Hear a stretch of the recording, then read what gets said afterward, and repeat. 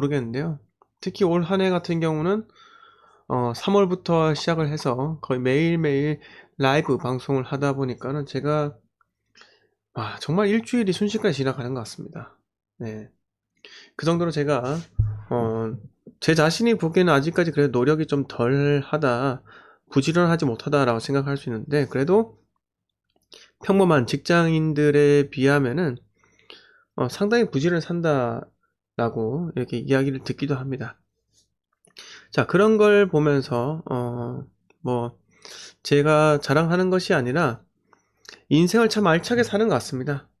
그래서 제가 매일매일 그래도 제 모습이 담긴 영상을 기록을 하잖아요. 그리고 여러분들의 그 댓글 다 기록이 남습니다. 네. 그러면서 뭔가 나이가 누구는 그렇게 얘기하더라고요. 하루하루가 시간이 지나가는 걸 보고 나이를 먹는다. 일주일 더 먹었습니다. 한 달 더 먹었습니다. 이렇게 이야기를 하는데 저는 그렇지 않다고 생각해요. 일단은 저는 1년 뒤, 2년 뒤, 3년 뒤 정말 매년 제가 목표를 세우고요. 네, 목표를 세우고 그거를 실행하고 목표를 이루려고 상당히 노력을 많이 하기 때문에 내년이 기대가 되고요. 내후년도 기대가 됩니다. 자, 그리고 저희 공주님이 또 20년 후에, 30년 후에 또 어떤 모습으로 자랐는지, 자랐을지 그 점도 상당히 궁금하고, 그리고 우리 가족이 정말 아름답고 건강하고 그리고 늘 밝게 지내기 위해서는 또 제 자신의 노력도 상당히 필요할 거로 생각이 들기도 합니다. 안녕하세요. 네. 자, 뉴스 하나 전달할게요. 자, 월급 빚갚는 데서 다 쓰고 집값 하락할 수도 이렇게 있다고 하는데, 월급을 빚갚는 데 다 쓰면요, 우리나라 금리가 10% 되나요? 네. 3억 땡겨가지고 10%씩 하면은, 그거 대박이죠. 그러면 예금 이자가 한 6% 될 거 아닙니까? 네. 그러면은 저는 3억을 그냥 6%에 일단 넣어둘게요. 네. 그럼 고맙죠. 자, 그런데 어쨌든 간에 내년에는 미국에서도 금리 인상을 단행할 수 있다고 해요.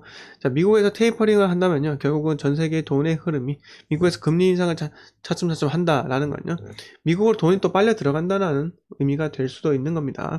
그리고 또 국내에서 주식시장이 또 하락을 할 수가 있으니까요, 한번 그런 점도 있다 눈여겨보시고, 또 지금 현재 주가가 또 비싸다고 하면 또 그 시점에 저렴한 주가 그대로 또 살 수도 있는 겁니다. 기회가 온다 이거죠. 자, 여러분들 제가 간단히 얘기해드리면요, 대장동 사태의 그 배역들이라 할까요? 그때 연루된 사람들이 지금 서서히 다 죽고 있어요. 네, 자살을 했다고 하는데 좀 무섭습니다.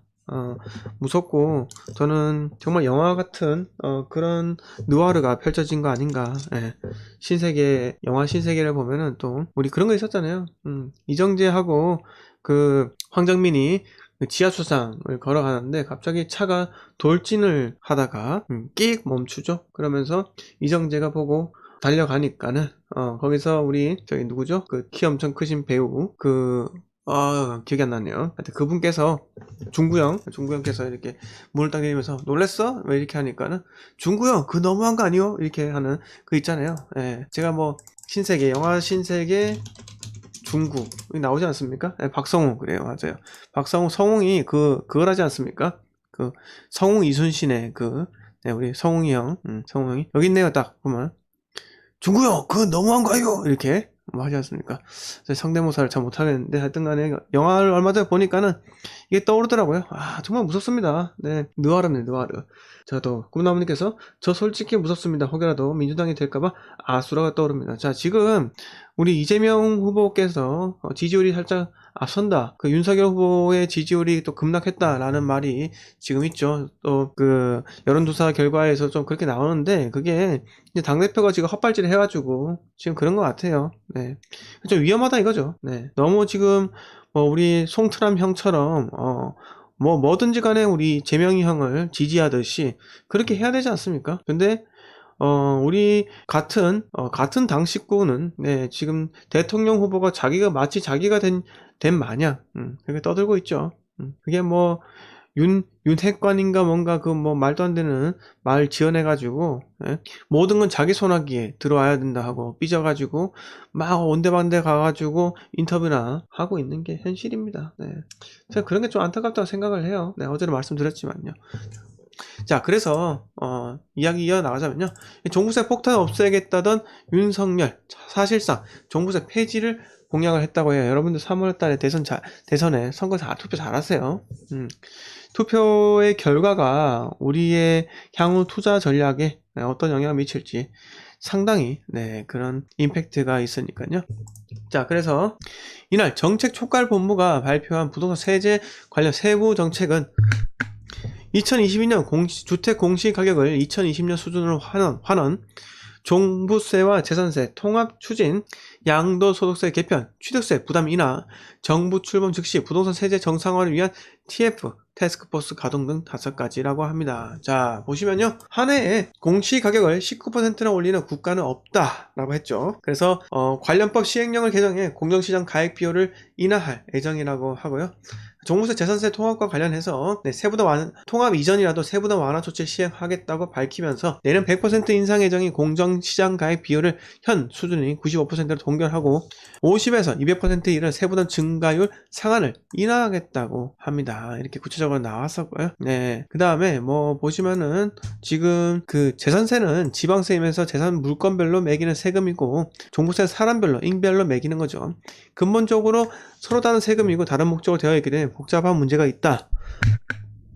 자, 그럼에도 종부세라는 것을 이용해 9억이다, 12억이다는 매일 고무줄 잣대로 정치적 성향에 따라 상황에 따라 얘기해 예측 가능하지 않고 조세 법정주의에도 어긋나는 이런 괴물 같은 세제를 유지할 수는 없다. 이렇게 해서 종부세, 재산세를 재산에 대한 세금을 통합해야 한다라고 보고 있고, 다주택자에 대한 중과세율 적용을 최대 2년간 한시적으로 배제해 다주택자의 보유주택 매각을 촉진하는 방향으로 양도소득세를 개편하고 1주택자에 대해 현재 1에서 3%의 취득세를 단일화하거나 세율 적용 구간을 단순화하는 식으로 취득세 부담을 줄이겠다고 합니다. 아주 이 부동산에 대해서 잘 이해하고 있는 거예요. 자, 그래서 단순 누진세율은요, 초과 누진세율로 변경하고 조정지역 2주택 이상 대한 과도한 누진세율을 완화하고, 그렇게 해야 당연하죠.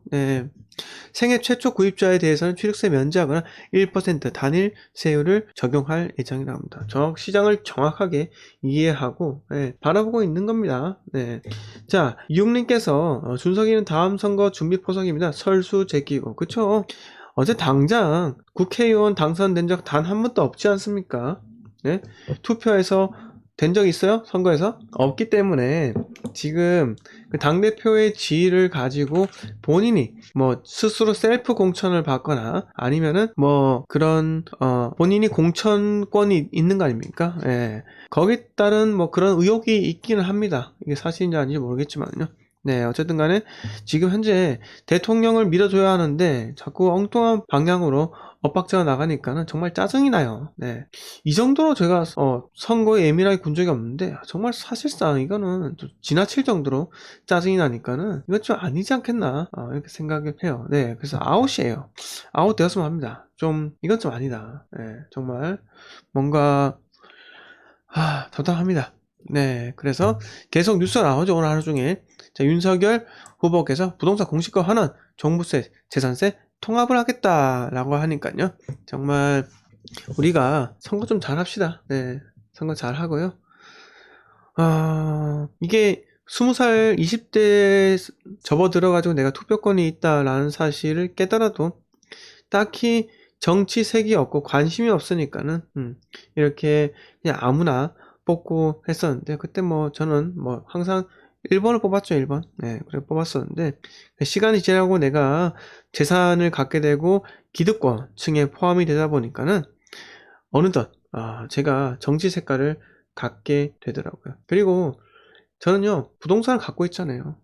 대한민국에 북한의 장사정포가 떨어지길 저는 원치가 않습니다. 너무 원치 않아요. 대포동미사일, 노동미사일 떨어지는 게 원치 않습니다. 저는 그런 거 다 미국에서 패트리어트 미사일 체계든 사드든 간에 그걸로 우리나라를 좀 보호해줬으면 해요. 그리고 든든한 우방국에 계속 긴밀한 관계를 유지를 해가지고 우리가 중국에게 언제까지 눈치를 봐야겠습니까?